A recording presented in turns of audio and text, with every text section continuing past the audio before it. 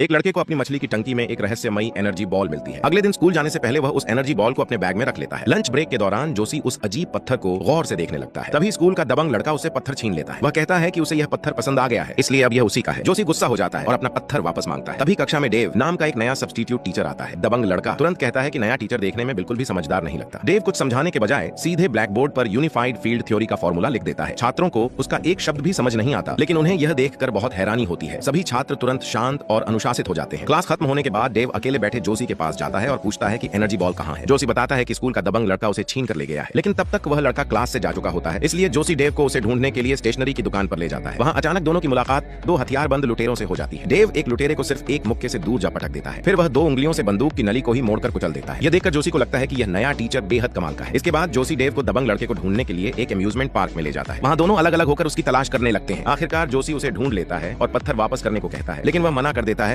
और जोशी से लड़ने की कोशिश करता है। तभी डेव सही समय पर वहां पहुंच जाता है। वह आसानी से उस लड़के को पकड़ लेता है और उसके पास से एनर्जी बॉल बरामद कर लेता है। लेकिन तभी असली सच्चाई धीरे धीरे सामने आती है। डेव इंसान नहीं है, वह इंसान के आकार का एक विशाल स्पेसशिप है। उसके शरीर के अंदर छोटे छोटे इंजीनियर काम करते हैं जो उसके अलग अलग हिस्सों को नियंत्रित करते हैं। दरअसल पृथ्वी पर डेव का मिशन इसी एनर्जी बॉल को ढूंढना था। उनकी योजना इस एनर्जी बॉल की मदद से पृथ्वी के पूरे समुद्र का पानी सोखकर अपने सूखते हुए ग्रह पर ले जाने की थी, ताकि उनका ग्रह बच सके। लेकिन एनर्जी बॉल मिलने के बाद कप्तान दुविधा में पड़ जाता है। अगर पृथ्वी का पूरा समुद्री पानी खत्म कर दिया गया तो इस ग्रह पर मौजूद सभी जीव जंतु खत्म हो जाएंगे। पहला अधिकारी कहता है कि अगर वे समुद्र का पानी नहीं ले गए तो उनका अपना ग्रह जल्द ही पूरी तरह सूख जाएगा। इसी बीच दो जासूस डेव के उतरने से बने विशाल गड्ढे को खोज लेते हैं। जासूस जैक तो प्लास्टर की मदद से डेव का चेहरा तक तैयार कर लेता है। इसके बाद पुलिस पूरे शहर में डेव का वांटेड नोटिस जारी कर देती है। कुछ ही समय बाद जासूस जैक और उसकी टीम डेव को ढूंढ लेते हैं और उसे पुलिस स्टेशन ले जाते हैं। जैक डेव से पूछता है कि वह पृथ्वी पर क्यों आया है। कप्तान अभी कोई बहाना सोच ही रहा होता है कि पहला अधिकारी अब और इंतजार नहीं करता। वह कुछ लोगों के साथ मिलकर स्पेसशिप का नियंत्रण जबरदस्ती अपने हाथ में ले लेता है। फिर वह पलटवार का आदेश देता है। डेव की एक उंगली अचानक हथियार में बदल जाती है और पुलिस स्टेशन की दीवार को उड़ा देती है। इसके बाद वह एक एनर्जी शील्ड सक्रिय कर देता है, जिससे पुलिस की गोलियों का उस पर कोई असर नहीं होता। बड़ी संख्या में पुलिस अधिकारी वहां पहुंचते हैं, लेकिन पहला अधिकारी डेव को सीधे हमला करने का आदेश देता है। डेव कई पुलिस वालों को जमीन पर गिरा देता है और स्थिति बेहद गंभीर हो जाती है। इसके बाद पहला अधिकारी डेव को समुद्र के पास जाकर एनर्जी बॉल को पानी में छोड़ने का आदेश देता है। अंदर मौजूद इंजीनियर यह देखकर हैरान रह जाते हैं। इंजीनियर लीना अब और निर्दोष लोगों को नुकसान होते नहीं देख पाती। वह चुपके से हिरासत वाले कमरे में पहुंचती है, गार्ड को काबू में करती है और अंदर जाकर कप्तान को हथकड़ी से आजाद कर देती है। कप्तान तुरंत वापस नियंत्रण में आ जाता है और पहले अधिकारी द्वारा निर्दोष लोगों पर किए गए हमले की कड़ी निंदा करता है। इस बार सभी इंजीनियर कप्तान का साथ देने का फैसला करते हैं, लेकिन तब तक एनर्जी बॉल समुद्र में फेंकी जा चुकी होती है। समुद्र का बहुत सारा पानी तेजी से सोखा जाने लगता है। कप्तान तुरंत स्पेसशिप की पूरी ऊर्जा एकत्र करके एनर्जी बॉल को वापस खींच लेता है, लेकिन एनर्जी बॉल वापस मिलने के बाद डेव के पास उड़ने के लिए पर्याप्त ऊर्जा नहीं बचती। तभी जोशी और पुलिस वहां पहुंच जाते हैं। पुलिस को डेव को पकड़ने की कोशिश करते देखकर जोशी दौड़कर आगे आता है, एक स्टन बैटन उठाता है और डेव को करंट लगा देता है। अचानक डेव की ऊर्जा पूरी तरह वापस आ जाती है। इसी समय पृथ्वी की स्पेशल फोर्स भी वहां पहुंच जाती है। वे तुरंत डेव को पकड़ने की कोशिश करते हैं, लेकिन इस बार डेव उन पर हमला नहीं करता, वह बस वहां से भाग जाता है।